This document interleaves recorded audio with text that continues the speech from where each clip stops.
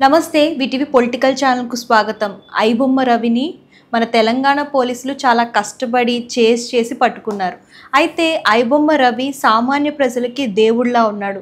ప్రస్తుతం ప్రొడ్యూసర్స్కి సినిమా వాళ్ళకు మాత్రం కొంతమంది అయితే కఠినంగా శిక్షించాలి అని అంటున్నారు. అలాగే కొంతమంది అయితే ఎన్కౌంటర్ చేయాలని కూడా అంటున్నారు. అసలు ఏంటి దీని గురించి మనతో క్లుప్తంగా వివరించడానికి హైకోర్టు అడ్వకేట్ అయినటువంటి సుంకర నరేష్ గారు ఉన్నారు. ఆయన అడిగి తెలుసుకుందాం. నమస్తే సార్. నమస్తే సార్. మన తెలంగాణ పోలీసులు రోజుకి చాలా జరుగుతున్నాయి. అంటే ఎంతోమంది అమ్మాయిలు మిస్ అవుతున్నారు, ఎంతోమంది అత్యాచారాలు జరుగుతున్నాయి, అలాగే ఎన్నో దారుణాలు జరుగుతున్నాయి. ఇవన్నీ కూడా పక్కన పెట్టి చాలా చేసింగ్ చేసి ఐబొమ్మ రవిని పట్టుకున్నారు. ఒక 2 months ఎంతో కష్టపడ్డారు. సో అసలు ఇదంతా పక్కన పెడితే సామాన్య ప్రజలకి మాత్రం ఐబొమ్మ రవి దేవుడిలా భావిస్తున్నారు. దీని గురించి మీరు ఏమంటారు? ముందు సామాన్య ప్రజల పాయింట్ ఆఫ్ వ్యూలో మీరు అంటున్నారు, ఇంట్రొడక్షన్లో అన్నారు, ఇప్పుడు కూడా అన్నారు 2 నెలల నుంచి చేంజ్ చేసి పట్టుకున్నారని చెప్పి అన్నారు. ఏ దేశం నుంచి ఏ దేశం వరకు చేంజ్ చేశారండి? ఏ సిటీ నుంచి ఏ సిటీ వరకు చేంజ్ చేశారు? అంటే దాని వెనక ఎంత కష్టం దాగుందని చెప్పాను. అంటే దయచేసి మీ మీడియా వర్గాలందరికీ నేను చెప్పేది ఒకటే, అధికారం ఉన్న వాళ్ళకి, యూనిఫామ్ ఉన్న వాళ్ళకి మైకు పెట్టి వాళ్ళు ఏది చెప్తే కనుక మేము అది చేస్తాము, ఆపోజిట్ వర్షన్ చూపించమనంటే మాత్రం అది ప్రజాస్వామ్యంలో ఏ మాత్రం సరైన పద్ధతి కాదు. దాంట్లో నిజ నిజాలు, మీరు జర్నలిజంకి ఉన్నటువంటి గొప్ప విలక్షణం ఏంటి అని అంటే కనుక ఎవరు ఏదైనా వాగుతారు, దాంట్లో మీరు ఇన్వెస్టిగేషన్ చేసి ఏది నిజం ఏది అబద్ధం అని చెప్పి దాని వివరణ కూడా కింద రాయాలి.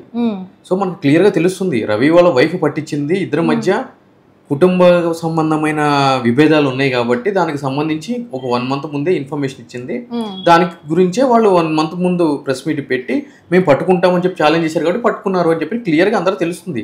చేజ్ చేసి పట్టుకుంటే మీరు అన్నట్టు సరే నేను చెప్పేది అబద్ధం అనుకోండి, చేజ్ చేసి పట్టుకుంటే ఈ మూవీ రూల్స్ ఇప్పుడు సినిమాలు రన్ అవుతున్నాయి కదండి, బొప్పం అని చెప్పని ఇంకొకటి ఏదో ఉంది కదా, దాంట్లో కూడా ఇప్పుడు రన్ అవుతున్నాయి కదా మూవీస్. మరి వాళ్ళు కూడా చేజ్ చేసి పట్టుకుంటారా? పట్టుకోవాలి కదా ఈ పాటికి. మరి ఎందుకు పట్టుకోలేదు? రవిని ఒక్కనే ఎందుకు పట్టుకున్నారు? అవును, అదే సార్. ఎందుకు ఓన్లీ రవి మాత్రమే? రవిని ఒకే పట్టుకున్నారు, మిగిలిన మూవీ రూల్స్ కానివ్వండి, మీరు అన్నట్టు చాలా తమిళ్ వెబ్సైట్స్ కానివ్వండి, ఇవన్నీ కూడా ఉన్నాయి. సో అందులో పైరసీ రన్ అవుతుంది కదా. సో ఎందుకు ఒక్క రవి మీద మాత్రమే పడ్డారు? దీని గురించి మీరు ఏమంటారు?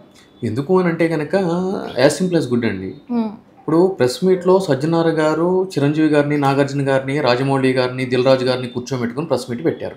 అంటే ఇది సినిమా ఇండస్ట్రీకి సంబంధించిన పెద్దలు ఎవరైతే ఉన్నారో వాళ్ళ యొక్క స్పెషల్ ఇంట్రెస్ట్, వాళ్ళ యొక్క మెప్పు పొందడానికి, మీ మీడియా అటెన్షన్ పొందడానికి చేసినటువంటి కేసు ఇది. సో దిశ ఎన్కౌంటర్ జరిగినప్పుడు ఏ విధంగా అయితే కనుక ప్రజల నుంచి మద్దతు వచ్చిందో సజ్జనార్ గారికి, ఈ రవి విషయంలో కూడా ఆల్రెడీ ఛాలెంజ్ చేశాం కాబట్టి పట్టుకుంటే ఇంకా మద్దతు పెరుగుతుంది అని చెప్పని ఆయన అనుకున్నాడు. ఎప్పుడైతే సినీ పెద్దలు కూర్చోబెట్టుకుని ప్రెస్ మీట్లు పెట్టారో ఆబ్వియస్లీ జనాల్లో రివర్స్ ఇంజనీరింగ్ మొదలైంది. సో రవికి మద్దతు తెలపడం మొదలయ్యింది. దట్టు ఇంకో విషయం ఏంటి అని అంటే కనుక ఈ రోజు వీళ్ళు చెప్తున్న దాని ప్రకారం మొదటి ప్రెస్ మీట్లో ఏం చెప్పారండి? పైరసీ చేస్తున్నాడు అని చెప్పని అన్నారు. నేను అడిషనల్ సిపిగా ప్రెస్ మీట్ పెట్టి ఏం చెప్పారండి? పైరసీ చేయట్లేదు, పైరసీ వేరే వాళ్ళు చేస్తే ఇతను వాళ్ళ దగ్గర నుంచి కొని దాన్ని హెచ్డి ప్రింట్ కింద మార్చి రిలీజ్ చేస్తున్నాడు అని చెప్పని అన్నారు. మరి ఈ వారం రోజులు ఇంత వ్యత్యాసం వచ్చింది కదండి. ఫర్ ఎగ్జాంపుల్ రవి అనే వ్యక్తికి ప్రజల నుంచి మద్దతు రాలేదు, అధికారులు చెప్పిందే వర్షను మీరందరూ టెలికాస్ట్ చేశారు, అదే నిజమని అనుకుందాము. ఈ పాట రవి అనుకునేటోడు ఎన్కౌంటర్ అయ్యేటోడుగా, అంతేగా ఎన్కౌంటర్ అయ్యేటోడుగా. మరి చెప్పండి, అంటే ప్రజల నుంచి మద్దతు వస్తేనేమో వ్యూ ఒకలాగా ఉంటుంది, రాకపోతే వేరేలాగా ఉంటుందా? సో నేనేమంటానంటే ఏదైనా సరే నేరం జరిగినప్పుడు నేరం చేసిన వ్యక్తిని శిక్షించాలి, దాంట్లో ఎవరికి ఎటువంటి మినహాయింపు లేదు. కానీ ఒక దొంగతనం చేశాడని చెప్పని మీరెళ్ళి ఆ దొంగ ఇంట్లోకి వెళ్ళి దొంగతనం చేసి రావడం కరెక్టేనా? కరెక్ట్గా ఏం చేయాలి? పోలీస్ స్టేషన్లో కంప్లైంట్ ఇవ్వాలి, వాళ్ళు ఇన్వెస్టిగేషన్ చేస్తారు, వాళ్ళు తీసుకొస్తారు, కోర్టు నుంచి మీరు పోగొట్టుకున్న సొత్తు మీరు వెనక్కి తెచ్చుకుంటారు. అదేవిధంగా రవి అనే వ్యక్తి పైరసీ చేశాడని చెప్పి మీరు అంటున్నారు, అంటే చట్ట వ్యతిరేక కార్యక్రమాలు, మీరు చట్టాన్ని ఫాలో కావాలి కదా అని నేను అంటున్నాను. అంటే ఒక క్రైమ్ని రిజిస్టర్ చేసినప్పుడు ఇన్వెస్టిగేషన్ చేయాల్సిన దానికి ఒక పద్ధతి ఉంటుంది, ఆ పద్ధతి మీరు ఎందుకు ఫాలో అవ్వట్లేదు అని చెప్పి నేను అంటున్నాను. ఈ రోజుకు క్రైమ్ ఎక్కడ జరిగిందని అంటున్నారు? బయట దేశాల్లో జరిగిందని అంటున్నారు, యూరోపియన్ కాంటినెంటల్లో జరిగిందని చెప్పని అంటున్నారు, కరేబియన్ ఐలాండ్లో జరిగిందని చెప్పని అంటున్నారు. జరిగినప్పుడు బయట దేశంలో జరిగినటువంటి క్రైమ్ని మీరు ఇక్కడ ఇన్వెస్టిగేషన్ చేయాలి అంటే కనుక దాని ప్రొసీజర్ ఏంటి అని చెప్పని అంటున్నాను. 208 BNSS ఏం చెప్తుంది అని చెప్పని అంటున్నాను. ముందస్తు కేంద్ర ప్రభుత్వం నుంచి అనుమతి తీసుకోవాలి, ప్రాసిక్యూట్ చేయాలి అంటే అని చెప్పి నేను అంటున్నాను.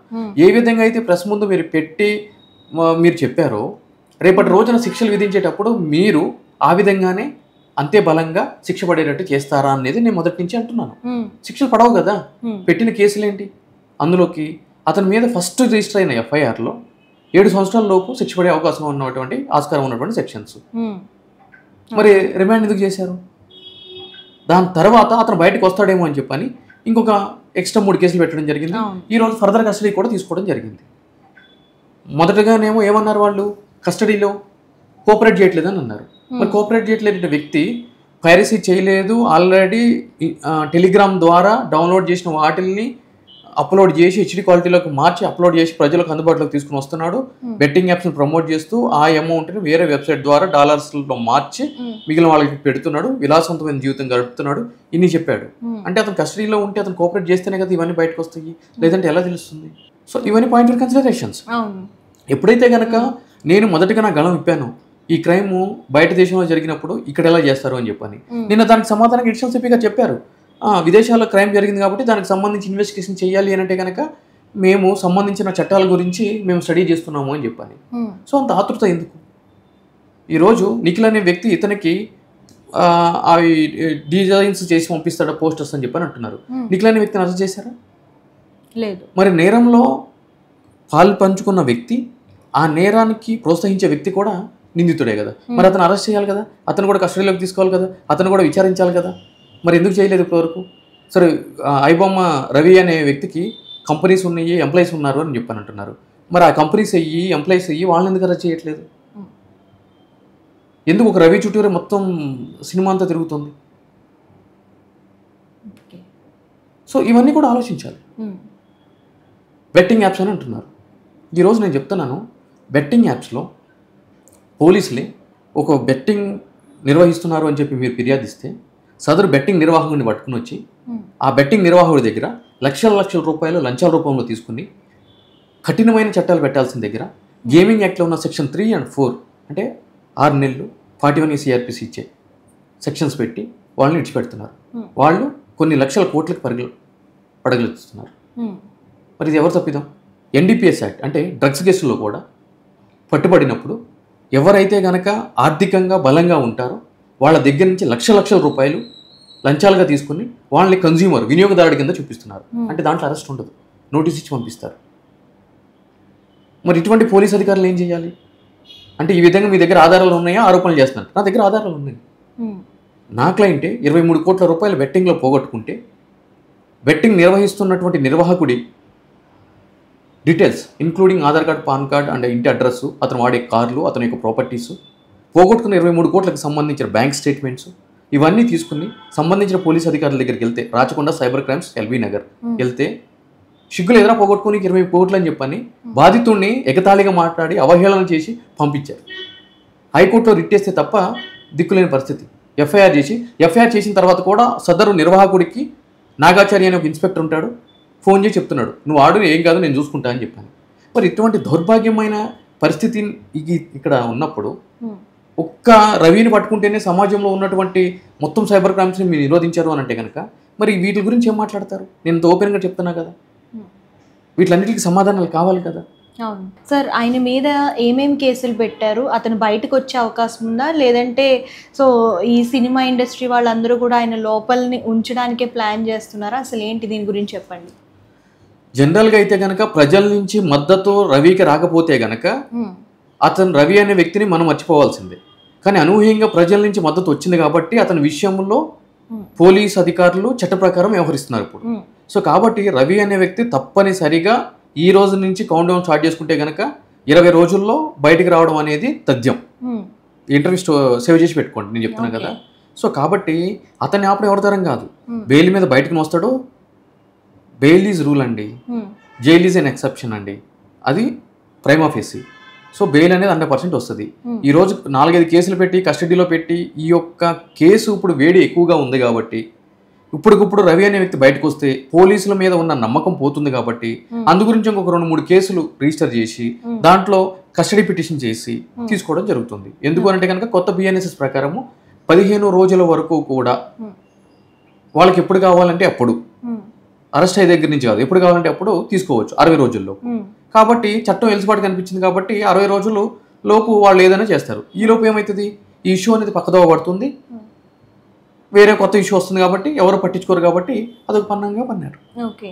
సో అసలు పైరసీ క్రైమా అసలు ఏంటి సార్ అసలు? సో ఒకవేళ పైరసీ చేస్తే ఎలాంటి శిక్షలు పడతాయి? అసలు ఆ శిక్షలు పడితే ఎన్నేళ్ల శిక్ష పడుతుంది? దీని గురించి చెప్పండి. రవి మీద పెట్టింది ఐటీ యాక్ట్ పెట్టారండి, అదేవిధంగా కాపీ రైట్ యాక్ట్ పెట్టారు, చీటింగ్ కేసు పెట్టారు. చీటింగ్ కేసు అంటే మోసం చేయడం, కానీ ఇక్కడ రవి ఎవరిని మోసం చేశాడు అనేది పాయింట్ ఫర్ కన్సిడరేషన్. ఇది రేపు ట్రయల్లో 100% అంటే పాస్ చేస్తే కనుక ఎగిరిపోతుంది. ఐటీ యాక్ట్లో 66(c)(e) పెట్టడం జరిగింది. అదేంటి? Identity theft. అంటే ఒక ఫేస్బుక్లో కానీ ఒక సోషల్ మీడియాలో కానీ మీ యొక్క ప్రొఫైల్ని మీకు తెలియకుండా నేను యూటిలైజ్ చేసి మీ ఫేస్ పెట్టి మీ ఐడెంటిటీ తోటి నేను ఏదైనా సరే నేరం చేస్తే అది పడుతుంది. అదేవిధంగా ప్రైవసీని కనుక బ్రీచ్ చేస్తే సెక్షన్ ఉంటుంది. ఈ రెండు రవి ఎవరిని ప్రైవసీ బ్రీచ్ చేశాడు, ఎవరి ఐడెంటిటీ థెఫ్ట్ చేశాడు పాయింట్ ఫర్ కన్సిడరేషన్. ఇక కాపీరైట్ యాక్ట్ పెట్టారు. సో ఒక సినిమా చేసినప్పుడు ఆ ప్రొడ్యూసర్కి సంబంధించిన బ్యానర్కి సంబంధించి కంప్లీట్ రైట్స్ ఉంటాయి కాబట్టి దాన్ని అతని యొక్క అనుమతి లేకుండా చేసినందుకు కాపీరైట్ యాక్ట్ చెప్తుంది. ఈ సెక్షన్స్ అన్నీ కూడా 7 సంవత్సరాల లోపు శిక్ష పడేటువంటి అవకాశం ఉన్నటువంటి సెక్షన్స్. ఓకే, ఒకవేళ శిక్ష పడింది. సో సార్ యాక్చువల్గా ఐబొమ్మ రవి ఈ పోలీసుల్ని వార్న్ చేశాడని, సో ఎవరైతే ఐబొమ్మ చూస్తున్నారో సో వాళ్ళ డేటా అంతా కూడా నా దగ్గర ఉందని చెప్పేసి కొన్ని న్యూసెస్ అయితే వచ్చాయి. సో దాని గురించి మీరు ఏమంటారు? నిజంగానే వార్న్ చేశాడా? అసలు ఏంటి ఇందులో నిజం ఎంత ఉంది? సో ఒకవేళ అలా వార్న్ చేస్తే సో ఎలాంటి కేసులు పెట్టే అవకాశం ఉంది అసలు? ఇప్పుడు వార్న్ చేస్తే ఏముందండి, 506 పెడతారు, అంటే క్రిమినల్ ఇంటిమిడేషన్ అని చెప్పండి, బెదిరిస్తే. అది పెట్టినా కూడా ఏమవుతుంది, ఒక 6 నెలల వరకు జైలు శిక్ష పడే అవకాశం ఉన్నటువంటి సెక్షన్ అది. నిజంగానే అతను ఆన్లైన్లో బెదిరించి ఉంటే గనక అది ఏ ఐపీ నుంచి బెదిరించాడు, ఏ సిస్టమ్ నుంచి బెదిరించాడు, అది పోస్ట్ చేసిన వ్యక్తి ఎవరు, ఇవన్నీ కూడా ఇన్వెస్టిగేషన్లో తేలాలి. నేను సింపుల్గా వచ్చి సంతోషి అనే మహిళ నన్ను బెదిరించింది అని చెప్పంటే సరిపోదు, దానికి సాక్ష్యాధారాలు నేను చెయ్యాలి. ఇప్పుడు మీరు మహిళ కాబట్టి నేను బెదిరించారు అని చెప్పానంటే పోయి కంప్లైంట్ తీసుకోవచ్చేమో, కానీ రేపు ఆ యొక్క నేరాన్ని రుజువు చేయాలి అని అంటే కనుక దానికి సఫిషియెంట్ ఎవిడెన్స్ కావాలి కదండి. అది ఎక్కడి నుంచి తీసుకుని వస్తారు? ఈరోజు కరేబియన్ కంట్రీకి వెళ్ళాలి అని అంటే కనుక ఉన్నటువంటి లాస్ ఏంటి? మన దేశానికి ఆ దేశానికి ఉన్న బయలాటరల్ టైస్ ఏమున్నాయి, ఎక్స్ట్రాడిషన్ యాక్ట్స్ ఏమున్నాయి, ట్రీట్స్ ఏమున్నాయి, మ్యూచువల్ లీగల్ అసిస్టెంట్ ట్రీట్స్ ఏమున్నాయి, ఇవన్నీ కూడా కన్సిడరేషన్ కదా. కేంద్ర ముందస్తు అనుమతి, ఇవన్నీ జరుగుతాయా? ఈరోజు మీరు సైబర్ క్రైమ్స్లో ఒక 100 రూపాయలు, 1000 రూపాయలు, 1,00,000 రూపాయలు పోగొట్టుకుంటే తక్షణం వెళ్ళి మీరు కంప్లైంట్ చేయడానికి వెళ్తే ఏం చేస్తారండి పోలీసులు? మిమ్మల్ని ప్రశ్న కేసు పెడతారా? కేసు పెడితే కనుక మీ సాటి జర్నలిస్ట్ని 3 రోజుల క్రితం ఫోన్ లాక్కుని కూర్చోబెట్టారు కదండి CCS Cyberabad, like CCS police స్టేషన్లో పెట్టారు కదా. మరి ఎందుకు కూర్చోబెట్టారండి? మరి సినిమా వాళ్ళేమో కంప్లైంట్ ఇవ్వకపోయినానేమో కేసు రిజిస్టర్ చేసి మీ అందరిని పిలిచి ప్రెస్ మీట్లు పెట్టారు. మరి మీ రిపోర్టర్కి ఒక ఆమె పోయింది అని చెప్పని వెళ్తే ఆమెను కూర్చోబెట్టారు, నిర్బంధించారు కేసు చేయకోకుండా. అదేంటండి మరి? అంటే సినిమా వాళ్ళకి ఒక చట్టమును, సామాన్యులకు ఒక చట్టం, జర్నలిస్ట్కి ఒక చట్టం ఉందా? లేదు కదా. మరి ఎందుకు చేశారు ఆ విషయం? సో మీకు క్రైమ్ ఇన్వెస్టిగేషన్ చేయడము, కంప్లైంట్ వచ్చిన వెంటనే తీసుకోవడము చేత కాదు. ఎంతసేపటికి పబ్లిసిటీ పిచ్చా. ఒక రాజకీయ నాయకుడికి, సినిమా తారులకి, ఈ స్పోర్ట్స్ ఆడేవాళ్ళకి ఉండాల్సిన పబ్లిసిటీ పిచ్చా దౌర్భాగ్యం కొద్దీ ఈ అధికారులకు తగిలింది. దాంట్లో మొదటి ప్లేస్లో ఉండేది హైడ్రా రంగనాథ్. చీమ చిట్టుకుమంటే ప్రెస్ మీట్ పెడతాడు. 500 కోట్లు రికవర్ చేసినా, 800 కోట్లు రికవర్ చేసినా, 1000 కోట్లు రికవర్ చేసినా అంటాడు. లెక్కపత్రం ఏమైనా ఉందా? వాల్యుయేషన్ ఉందా? కార్డ్ వాల్యూ ఉందా? మీరు టప టప టప టప చేస్తూనే ఉంటారు, టెలికాస్ట్ చేస్తూనే ఉంటారు. అసలు అక్కడ వాల్యూ ఉందా లేదా అని అడిగేది లేదు. అధికారం ఉంది, ప్రభుత్వంలో ఉన్నాడు, ఏదంటే అది చేద్దాము. అది ఇక్కడ దాకా పాకింది. రేపు అది పాకి మన ఇంట్లో కూడా వస్తుంది. అది మీలాంటి జర్నలిస్టులు ఎవరైనా నోరెత్తారనుకోండి, మిమ్మల్ని కూడా ఏదో అక్రమ కేసులు తీసుకెళ్ళి లోపలేస్తారు. అప్పుడు మీ తరపున ఎవరు మాట్లాడాలి? అడ్వకేట్స్ మాట్లాడతారు. ఎట్లా కోర్టులో మాట్లాడతారు అడ్వకేట్స్? అందరు అడ్వకేట్స్ అట్లా కెమెరా ముందుకు వచ్చి మాట్లాడతారా? మాట్లాడి నిలవగలరా? వాళ్ళు ఉంచుతారా? అందరూ సుంకనరక్షలు కాలేరు కదా. 7 గంటల అడుగు చూసుకుందాం అని చెప్పి అనడానికి. అట్లా అనుకుంటే ఈ పరిస్థితి ఉండదు కదా. నేను ఒక్కనే గెలవైపాల్సిన అవసరం ఉండదు కదా. సో కాబట్టి నేనేమంటున్నాను అంటే కనుక పోలీస్ అధికారులు పబ్లిసిటీ మీద ఫోకస్ తగ్గించి కేసుల యొక్క విచారణ మీద పెంచాలి అని చెప్పని నేను చెప్తున్నాను. ఓకే. సో సార్ ఒక ప్రొడ్యూసర్ కూడా కొన్ని వ్యాఖ్యలు చేశాడు, నడి రోడ్డు మీద ఎన్కౌంటర్ చేయాలి ఐబొమ్మ రవిని అని చెప్పేసి. సో ఇది ఎంతవరకు కరెక్ట్ అంటారు ఈ వ్యాఖ్యలు? దీని గురించి మీరు ఏమంటారు? దానికి సమాధానము నేను ప్రజల్ని అడుగుతున్నాను. హీరోయిన్ని రాజకీయ నాయకుల దగ్గరికి పంపించి పబ్బం గడుపుకునేటువంటి వ్యక్తిని ఏం చేయాలి? ఉరి తీయాలా? సమాజంలో పెద్ద మనిషి కింద తిరగనియాలా? రౌడీ షీటర్లతోటి ఫ్యాక్షనిస్టులతోటి వాళ్ళని వీళ్ళని రియల్టర్స్ని బెదిరించి కబ్జాలు చేసి వాళ్ళ దగ్గర ఉన్న డబ్బులు లాక్కుని పెద్ద మనిషిగా చలామణి అవుతున్న వ్యక్తుల్ని ఉరి తీయాలా? పెద్ద మనిషిగా ఉంచాలా? సో ప్రజల దగ్గర ఆన్సర్ ఉంది. నేను పతివ్రతని నేను పరవన్నం వండితే కనుక రేపు సాయంత్రం వరకు కూడా వేడిగానే ఉంటుందని చెప్పాను కాదు ఇక్కడ. సో మాట్లాడే ముందు మనం ఏంటి అని చెప్పి తెలుసుకుని మాట్లాడాలి. డ్రగ్స్ కేసులో ఈరోజు నవ్వేడేసి మనకు తెలుసు. గత ప్రభుత్వం బీఆర్ఎస్ ప్రభుత్వంలో ఎన్ని అన్యాయాలు అక్రమాలు జరిగినాయో మనకు తెలుసు. డ్రగ్స్ కేసు అకున్ సబర్వాల్ గారి ఆధ్వర్యంలో సినిమా ఇండస్ట్రీకి సంబంధించిన ప్రముఖులు 12 నుంచి 14 మందిని విచారించారు. మీడియా అంతా కూడా వెళ్ళింది. మా దగ్గర ఆధారాలు దొరికినాయి అన్నారు, నెయిల్స్ ఉన్నాయి అన్నారు, హెయిర్స్ ఉన్నాయి అని చెప్పన్నారు, అంతా ఉందన్నారు, హడావిడి చేశారు. ఏమైందండి డ్రగ్స్ కేసు? ఏమైంది డ్రగ్స్ కేసు? కోట్లు తీసుకున్నారు సినిమా ఇండస్ట్రీ దగ్గర నుంచి, గప్చుప్ సంబర్పుడు అయిపోయింది. ఈడీ దిగింది. ఈడీ ఏం చేసిందండి? ఈడికి రాష్ట్ర ప్రభుత్వానికి రావాల్సిన డబ్బులు రాష్ట్ర ప్రభుత్వానికి వచ్చేసినాయి. దాని తర్వాత ఈడీ దిగింది. ఈడీ ఏం చేసింది? మళ్ళీ దాని మీద సైలెన్స్. ఈరోజు బెట్టింగ్ యాప్స్ గురించి అని అంటున్నారు. బెట్టింగ్ యాప్స్ ప్రమోట్ చేసేది ఎవరండి? అదే సినిమా తారలు కదా. వాళ్ళైనా మీరు పక్కన పెట్టి కూర్చున్నది. అఫ్కోర్స్ అక్కడ కూర్చున్న వ్యక్తులు కాకపోయి ఉండొచ్చు చేసింది, కానీ ఆ రంగానికి సంబంధించిన వ్యక్తులా కాదా అనేది నేను మాట్లాడుతున్నా. మరి వాళ్ళని కూడా తీసుకెళ్ళి రిమైండ్ చేయాలి కదండి. వాళ్ళని ఎందుకు చేయట్లేదు? వాళ్ళ ముందు ఎందుకు మైక్స్ పెడుతున్నారు? ఎందుకు రవి ముందు మైక్స్ పెట్టట్లేదు? అంటే రవి సామాన్యం ఆడనా? ఇప్పుడు 20 కోట్లు 30 కోట్లు అకౌంట్స్లో ఉన్నాడు. 20-30 కోట్లు ఉండేటోడు పెద్ద పెద్ద అడ్వకేట్లు పెట్టుకుంటాడు కదా. అసలు ఇన్ని రోజులు లోపల ఎందుకు ఉంటాడు? చిన్న point for consideration. Allu Arjun లాంటి వాడు మధ్యాహ్నం అరెస్ట్ అయితే సాయంత్రం జైలుకి వెళ్ళేంత వరకు బయటకు వచ్చేసాడు. మరి అన్ని కోట్లు ఉంటే రవి కూడా అట్లనే వచ్చేస్తాడుగా. సుప్రీంకోర్టు నుంచి, ఢిల్లీ నుంచి, అక్కడి నుంచి ఇక్కడి నుంచి అడ్వకేట్లు దిగేవాళ్ళుగా. మరి ఎందుకు జరగలేదు అట్లా? ఆ విషయం ఆలోచించాలి కదా. సో సార్ ఫైనల్గా ఈ ఐబొమ్మ రవికి అంటే ఎలాంటి ఇప్పుడు ఇవన్నీ జరుగుతున్నాయి కదా, సో ఏమని వస్తుంది అనుకుంటున్నారు మీరు? ఇప్పుడు నేనేం చెప్తానంటే కనుక ఐబొమ్మ రవి మీద పెట్టిన ఏవైతే కేసులు ఉన్నాయో ఆ కేసులు నిలబడి కోర్టులో అతనికి శిక్ష పడేటువంటి ఆస్కారం లేదు. ఎందుకు అంటే కనుక చాలా లకునాస్ ఉన్నాయి. కానీ తాత్కాలికంగా అతన్ని ఒక నెల రోజులు మాత్రము ట్రయల్ ప్రిజనర్ కిందగా ఉంచడానికి, ప్రీ ట్రయల్ ప్రిజనర్ కింద ఉంచడానికి మాత్రము పోలీసు వాళ్ళకి ఆస్కారం ఉంది. కాబట్టి ఆ విధంగా తగిన చర్యలు తీసుకుంటున్నారు వాళ్ళు. నెల రోజుల తర్వాత అన్ని కేసుల్లో కూడా అతను బెయిల్ మీద బయటికి రావడం జరుగుతుంది. దాని తర్వాత అతని యొక్క దేశానికి వెళ్ళడానికి కూడా అతనికి సంపూర్ణమైన హక్కులు ఉన్నాయి కోర్టు పర్మిషన్ తోటి. ఇది క్లియర్. సో సార్ ఇప్పుడు పైరసీ గురించి మాట్లాడుకుందాము. సో యాక్చువల్గా సామాన్య ప్రజల్లో ఇంత రెస్పాన్స్ రావడానికి కారణం ఇప్పుడు పెరుగుతున్న థియేటర్లో టికెట్స్ కానివ్వండి, అలాగే పాప్కార్న్ రేట్స్, ఇలా డ్రింక్ రేట్స్ ఇవన్నీ కూడా పెంచుతున్నారు కదా. సో దానికోసమే కదా అందరూ కూడా థియేటర్లకి రావట్లేదు. సో ఈ పైరసీని అంతా కట్టడి చేస్తే జనాలు థియేటర్కి వచ్చే అవకాశం ఉందంటారా? అంటే ప్రైజెస్ తగ్గించే అవకాశం ఉందంటారా? దీని గురించి మీరు ఏమంటారు? సినిమా ఇండస్ట్రీ గురించి అసలు పైరసీ అనేది కట్టడి చేయడం కాదండి. ఎలా సాధ్యపడుతుంది చెప్పండి? ఈరోజు ఆన్లైన్ క్రైమ్ అనేది కనిపించిన క్రైమ్. అది ఎవరిని చేస్తున్నారో తెలియదు. మీకు ఒక మెసేజ్ వస్తుంది, ఆ మెసేజ్ నొక్కగానే మీ అకౌంట్లో ఉన్న డబ్బులన్నీ కట్ అయిపోతాయి. అది ఎవరు చేశాడని చెప్పి ఎట్లా తెలుస్తుంది? అంతర్జాలంలో జరిగేటువంటి దానికి అదుపు లేదు. ఎందుకంటే డార్క్ వెబ్, Web3 టెక్నాలజీస్ ఇవన్నీ ఉన్నాయి. అది కొద్దిసేపు పక్కన పెడదాము. ఈరోజు కనిపించేటువంటిది అంటే ఆడపిల్లల మీద, మహిళల మీద జరిగేటువంటి అత్యాచారాల గురించి కానీ, అఘాయిత్యాల గురించి కానీ కఠినమైన శిక్షలు ఉన్నాయి. ఇక్కడ ఫిజికల్ క్రైమ్స్ అంటే ఎవరు చేస్తున్నారో తెలుస్తుంది. వాళ్ళని శిక్షించడానికి కఠినమైన శిక్షలు ఉన్నాయి. కానీ నేరాలు ఆగుతున్నాయి. నేరం వాళ్ళని ఆపడం ఎవరి తరం కాదు. ఒకవేళ ఆపుతాము అని అంటే కనుక ఇండియన్ కాన్స్టిట్యూషన్ అనేది మనకు అవసరం లేదు.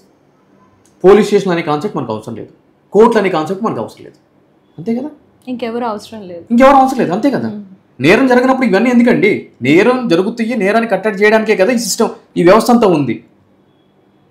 అది జరగదు అని తెలిసినప్పుడు అసలు ఇవన్నీ ఎందుకు అవసరం లేదు. సో నేరాన్ని ఆపడం ఎవడతారం కాదు.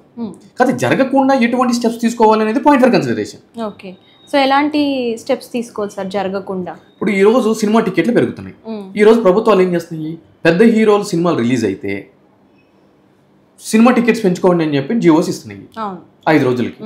అసలే మల్టీప్లెక్స్లో సినిమా థియేటర్ టికెట్ 200 300 ఉందరా నార్మల్ రోజుల్లో అంటే కనుక నువ్వు 500 పెట్టుకో 1000 రూపాయలు పెట్టుకో అంటే కనుక ఫ్యామిలీలో 4 వెళ్ళాలి అంటే కనుక వైఫ్ అండ్ హస్బెండ్ ఉంటారు. హస్బెండ్ నేను వెళ్తాను, వైఫ్ ఏమంటది, నువ్వు వెళ్ళి మంచిగా ఎంజాయ్ చెయ్యి, నేను మాత్రం ఇంట్లో పడేడుతా అని చెప్పని అంటది. అయిపోయా ఆడికి 1500 ఫసక్. 2 పిల్లలు ఉంటారు. డాడీ మమ్మీ మీరే వెళ్తే మేమెందుకు మమ్మీ మీరు నన్ను పట్టించుకోరని చెప్పి వాళ్ళు ఏడుస్తారు. అయిపోయింది, అక్కడికి 3000 అయిపోయింది కదా. అంటే ప్రభుత్వమే వాళ్ళని ఎంకరేజ్ చేస్తుంది, మీరు దోసుకోండి అని చెప్పని. సో ఫస్ట్ ఆ జియోస్ కూడా మానేయాలి. రెండోది హై బడ్జెట్ పెట్టి సినిమాలు తీస్తున్నారు కదా, మీరు ఏదైనా చెయ్యండి, క్వాలిటీ గురించి అని అంటున్నారు, మీరు ఏదైనా చేసుకోండి. 1000 crores అని అట్లా అని అంటున్నారు. నేనేమంటానంటే ఈ థియేటర్స్ అన్నీ కూడా నిర్మాతల చేతుల్లోనే ఉన్నాయి కదా. మీరు ఏం చేస్తారంటే పైరసీని అరికట్టాలి అంటే కనుక, మీ సినిమా చూడాలి అంటే కనుక, చిన్న సినిమా పెద్ద సినిమా తేడా లేకుండా మెంబర్షిప్ కార్డు ఇవ్వండి. ఇయర్కి శనివారాలు ఆదివారాలు మినహాయింపు ఇటువంటి టర్మ్స్ అండ్ కండిషన్స్ అన్ని పెట్టకూడదు. 1 yearకి 365 రోజులకి మీరు ఒక థియేటర్ కార్డు ఇవ్వండి. ఆ కార్డుకి ఒక ధర ఫిక్స్ చేయండి. మీరు 3000 ఫిక్స్ చేస్తారా, 4000 ఫిక్స్ చేస్తారా, లేదంటే ఫ్యామిలీ కార్డు 5000 ఫిక్స్ చేస్తారా, ఫిక్స్ చేయండి. ఆ కార్డు ఉంటే irrespective of the movie ticket rate 50 రూపాయలే ఉంటుంది, లేదంటే 100 రూపీసే ఉంటుంది.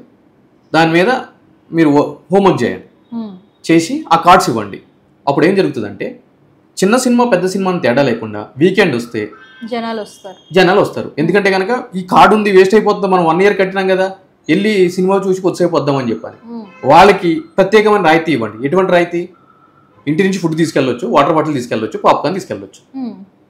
ఎవరైతే కార్డు తీసుకోరో వాళ్ళకి యాజ్ యూజువల్ మీరు ఏం చేయాలో చేయండి. అప్పుడు సెట్ అయిపోతుంది సిస్టమ్. ఈ దిశగా ఆలోచించండి. క్లబ్ మెంబర్షిప్స్ ఉంటాయండి. మీరు వెళ్ళి లంచ్ చేశారనుకోండి 500 ఛార్జ్ చేస్తాయి. మెంబర్షిప్ ఉన్న నేను చేశాను అనుకోనండి 200 రూపీసే ఛార్జ్ చేస్తాయి. సేమ్ కాన్సెప్ట్ థియేటర్లో కూడా ప్రవేశపెట్టండి. మీకు వర్కౌట్ అవుతుంది కదా. చిన్న నిర్మాత బాగుపడతాడు, పెద్ద నిర్మాత బాగుపడతాడు. సో ఈ ఐడియా అయితే చాలా బాగుంది సార్. ప్రొడ్యూసర్స్ వీళ్ళందరూ కూడా ఆలోచిస్తే బాగుంటుంది. అలా ఆలోచిస్తారా? వాళ్ళకి ఆలోచించేంత ఇది ఉందా? వాళ్ళు అట్లా ఆలోచించారు కాబట్టి పైరసీ ఇట్లా వస్తుంది. మీకు నాకేం పట్టలేదు. ఇప్పుడు వాట్సాప్లో టెలిగ్రామ్లో వచ్చింది అనుకోండి, నేను కూడా చూస్తాను సినిమాని, క్వాలిటీ బాగుంటే. నేను చెప్తున్నా ఓపెన్గా, దొరికినప్పుడు పట్టుకోమని చెప్పండి. ప్రస్తుతం యూత్ హాస్టల్స్లో ఉన్న అమ్మాయిలు అబ్బాయిలు అందరూ కూడా ఇదే, ఇంకా అందరూ చూస్తారు. వాళ్ళేముంది, క్వాలిటీ బాగుంటే అందరూ చూస్తారు. సో సార్ అయితే ఈ ఐబొమ్మ రవి కేసు కాస్త పక్కన పెడదాము. సో ప్రస్తుతము ఈ సెలబ్రిటీస్ని ఇంకోటి కూడా కొంచెం విమర్శలు గురి చేస్తుంది, అదే DPA ఫేక్ వీడియోస్. సో ఇవి సెలబ్రిటీస్ని వదలట్లేదంటే సామాన్య ప్రజలు అంటే లేడీస్, సో ఇట్లాంటివి ఏమైనా జరిగితే ఎలాంటి జాగ్రత్తలు తీసుకోవాలి? సో వాటిపైన ఏమైనా కేసెస్ ఉన్నాయా? సో దీని గురించి ఏమైనా చెప్తారా? ఆబ్వియస్లీ అండి. ఇప్పుడు కేసెస్ ఎందుకు ఉండవండి? ఇండిసెంట్ ఉమెన్ రిప్రజెంటేషన్ యాక్ట్ ఉంది, అదేవిధంగా IT యాక్ట్ 67 ఉంది, అదేవిధంగా BNSలో సెక్షన్స్ 294, 69 ఇవన్నీ కూడా ఉన్నాయి. అయితే నేను ఏమంటున్నాను అని అంటే కనుక సెక్షన్స్ లేకపోలేదు, ప్రతిదానికి ఒక ప్రత్యేకమైన చట్టం ఉంది, సెక్షన్ ఉంది, శిక్షలు కూడా ఉన్నాయి. కానీ ప్రతిదానికి కూడా డీప్ ఫేక్ ఐడీలకి క్రియేట్ అయ్యి అది చేస్తున్నాం ఇది చేస్తున్నాం అనే దానికంటే మనము ఎస్పెషల్లీ ఆడపిల్లలు ఎటువంటి జాగ్రత్తలు తీసుకోవాలనే దాని మీద తల్లిదండ్రులు కానీ అదేవిధంగా యూజర్స్ కానీ ఫస్ట్ అలర్ట్గా ఉండాలి. ఈరోజు సోషల్ మీడియాలో ఏం జరుగుతుంది అని అంటే కనుక ఈ రీల్స్ కల్చర్ వచ్చిన తర్వాత ఎవ్వరు ఆగట్లే. ఒక ట్రెండ్ వస్తే అదే ఎవ్వరు ఆగట్లే. చేసేయాలి, గుడికి వెళ్ళినా రీల్స్ చేసేయాలి, బడికి వెళ్ళినా రీల్స్ చేసేయాలి, ఎక్కడికి వెళ్ళినా రీల్ చేసేయాలి. దీనివల్ల ఏం జరుగుతుంది అని అంటే కనుక ఎవరైతే కనుక ఇటువంటి సైబర్ నేరాలకి అలవాటు పడి ఉంటారో చేస్తారో వాళ్ళు ఏం చేస్తున్నారంటే ఈ ఏ టెక్నాలజీ ఇవన్నీ వచ్చిన తర్వాత, టూల్స్ వచ్చిన తర్వాత ఈ ఫేస్ మార్పింగ్ చేయడము, యాస్టీస్ మనలాగానే ఉండేటట్టు కొన్ని nude videos, nude pics post చేయడము, దాన్ని బేస్ చేసుకుని బ్లాక్మెయిల్ చేయడము, ఇటువంటివన్నీ కూడా జరుగుతూ ఉన్నాయి. సో కాబట్టి ఇక్కడ అటువంటి కంటెంట్ మనము సోషల్ మీడియాలో అప్లోడ్ చేయడం కంటే ముందుగా దానికి కావాల్సిన ప్రైవసీ సెట్టింగ్స్ కానీ, మన ఫ్రెండ్ లిస్ట్లో ఎవరున్నారు ఏంటి అని చెప్పి కానీ ప్రైవేట్ మోడ్లో పెట్టుకోవడం కానీ, మనకు కావాల్సిన వాళ్ళకే కనిపించేటట్టు చేయడం కానీ, ఈ విధంగా ఏవైతే గనక ప్రైవసీ మోడ్స్ ఉన్నాయో సోషల్ మీడియాలో అటువంటి వాటి మీద ఫోకస్ పెడితే బాగుంటుంది. కానీ అలా పెడితే ఏమవుతుంది, మనకు తెలిసిన వాళ్ళే చూస్తారు, వ్యూస్ 4-5 వస్తాయి. ఆ పబ్లిక్ లో పెడితే లక్షలు వస్తాయి. అప్పుడు ఏమవుతుంది అని అంటే కనుక ఎప్పుడైనా కూడా ఏదైతే గనక మనము ఆనందంతో ఎక్కువ చేస్తూ ఉంటామో దాని వెనక అనార్థం అనేటువంటి ఒక విపత్తు ఎప్పుడు కూడా పొంచి ఉంటుంది. సో ఎక్కువ తింటే అజీర్తి అంటారు, అందు గురించి తినపోతే వస్తాము అంటే ప్రతిదానికి కూడా కొన్ని లిమిట్స్ ఉండాలి. ఆ లిమిట్స్లో యూజర్స్ ఉంటే దట్స్ బెటర్. ఇంకో కొన్ని విషయాలు ఉంటాయి, అంటే ఎంత జాగ్రత్తగా ఉన్నా కూడా ఇప్పుడు సెలబ్రిటీ విషయాలకు సంబంధించి వాళ్ళు ఆల్వేస్ ఏమవుతుంది అంటే కనుక సోషల్ మీడియా సైట్స్లోటి వెబ్సైట్స్లోటి వాళ్ళ యొక్క ఫొటోస్ అవన్నీ కూడా ఉంటూనే ఉంటాయి. వాటిని గతంలో రష్మిక మందన గారి గురించి, ఇప్పుడు చిరంజీవి గారి గురించి కూడా ఆయన మీద ఎఫ్ఐఆర్ కూడా రిజిస్టర్ కావడం జరిగింది ఆయన ఇచ్చిన ఫిర్యాదు మీద.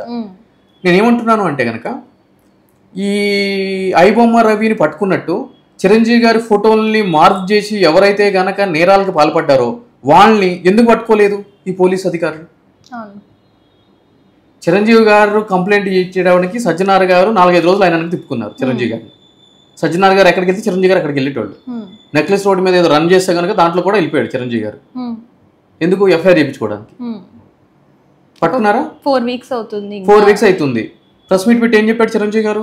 సజ్జనార్ గారికి కంప్లైంట్ ఇచ్చాను, సజ్జనార్ గారు అన్ని చూసుకుంటున్నారు, ప్రత్యక్షంగా ఆయన చూసుకుంటున్నారు అని చెప్పని అన్నారు. ప్రత్యక్షంగా చూసుకుంటే ఇప్పుడు వరకు నిందితుడిని ఎందుకు పట్టుకోలేదు? ఇప్పుడు మేము పైరస్ ఎక్కడ ఉన్న రవిని పట్టుకున్నాం అంటున్నారు కదా, మరి చిరంజీవి గారు కంప్లైంట్ ఇస్తే ఇప్పుడు వరకు ఎందుకు సజ్జనార్ గారు సదరు నిందితుడిని పట్టుకోలేదు అనేది పాయింట్ ఫర్ కన్సిడరేషన్. సో కాబట్టి ఇవన్నీ కూడా ఎలా పట్టుకుంటాము? డార్క్ వెబ్, అది ఎవరు ఎక్కడ ఎప్పుడు ఎలా ఐపీస్ కొంటున్నారు, డిఎన్ఎస్ కొంటున్నారు అనేది ఎవరికి తెలియదు. అది ఎప్పుడు కూడా తనంతట తాను తన యొక్క గమనాన్ని మారుస్తూ ఉంటుంది. అంతర్జాలం అనేది లొకేషన్స్ అన్ని ఐపీ కానీ డిఎన్ఎస్ కానీ ఇవన్నీ కూడా చేంజ్ చేసుకుంటారు. స్టాటిస్టిక్స్ కానీ ఇవన్నీ కూడా మార్చుకుంటూ ఉంటుంది. దాన్ని ఎట్లా పట్టుకుంటారు? ఈరోజు సాక్షాత్తు వీళ్ళు నిందితులు అని చెప్తేనే పట్టుకొని పోలీస్ అధికారులు అంత టెక్నాలజీ ఎక్కడుంది వీళ్ళ దగ్గర అడాప్ట్ చేసుకోవడానికి? ఇక్కడనే కాదు, ఇప్పుడు అడ్వాన్స్డ్ కంట్రీస్ అని చెప్పుకునే అమెరికా, చైనా, రష్యాలో కూడా సైబర్ అటాక్స్కి గురవుతున్నారు. ఇప్పుడు వచ్చేయని కూడా సైబర్ యుద్ధాలే. సాక్షాత్తు మొన్న మా హైకోర్టు వెబ్సైట్ హ్యాక్ చేశారు. హ్యాక్ చేసి బెట్టింగ్ వెబ్సైట్ దాంట్లో అపీర్ అయ్యింది. 3 రోజులు సైట్ పని చేయలేదు హైకోర్టు వెబ్సైట్. ఎవరు చెప్పుకోవాలి చెప్పండి? మొన్న తెలంగాణ సెక్రటేరియట్ వెబ్సైట్ని హ్యాక్ చేశారు.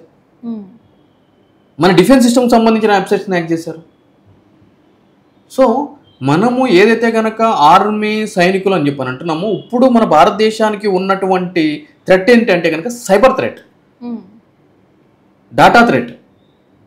సో దాన్ని నిరోధించాలి. ఆ యొక్క కాన్సెప్ట్ మీద, సబ్జెక్ట్ మీద ప్రజలకి ఎప్పటికప్పుడు కూడా అప్రమత్తం చేస్తూ ఉండాలి. వాళ్ళకి తగిన సూచనలు ఇస్తూ ఉండాలి.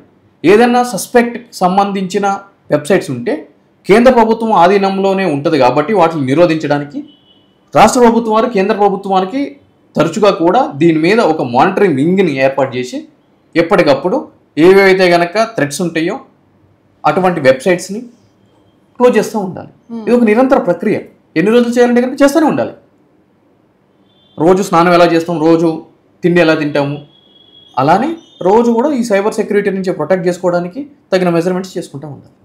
Thank you sir. Thank you. So చూసారు కదా, ఇది వాటి స్పెషల్ ఎపిసోడ్. మరొక ఎపిసోడ్తో మళ్ళీ కలుద్దాం. అంతవరకు చూస్తుండండి వీటీవీ. Thank you. హాయ్ అండి, this is actor Suman. So వీటీవీని లైక్ చేయండి, షేర్ చేయండి, సబ్స్క్రైబ్ చేయండి. Hi hello, I'm Sasirekha, miss India. So వీటీవీని లైక్ చేయండి, సబ్స్క్రైబ్ చేయండి, షేర్ చేయండి. ఏమైనా డౌట్స్ ఉంటే కామెంట్ బాక్స్లో కామెంట్ చేయండి.